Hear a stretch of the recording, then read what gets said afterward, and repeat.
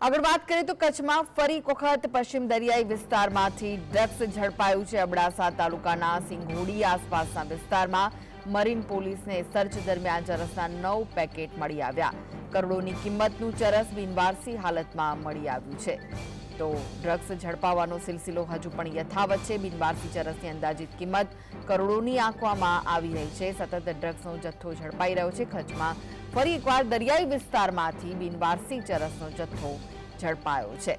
મહત્વના સમાચાર છે આ કચ્છથી। મરીન પોલીસના સર્ચ ઓપરેશન દરમિયાન ચરસના 9 પેકેટ મળી આવ્યા છે।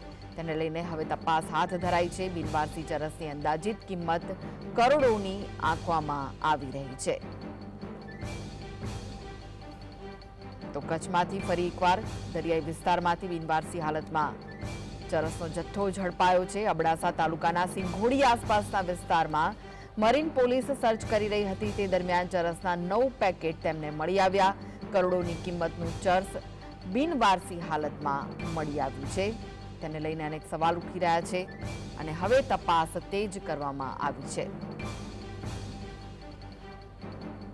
તો દરિયા કિનારેથી વારંવાર ડ્રગ્સનો જથ્થો મળી આવવાની ઘટનાઓ સતત બની રહી છે। ત્યારે કચ્છમાંથી ફરી એકવાર બિનવારસી હાલતમાં ચરસ ઝડપાયું છે જેની કિંમત કરોડોની આંકવામાં આવી રહી છે।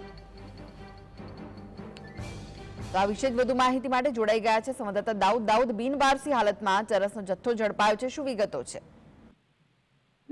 છેલ્લા ઘણા સમયથી જે બિનવારસી ચરસ છે તે મળવાનું બંધ થઈ ગયું હતું।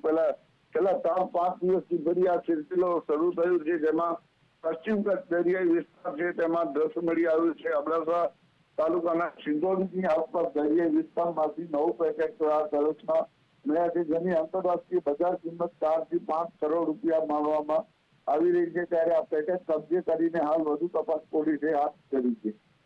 આભાર માહિતી આપવા માટે।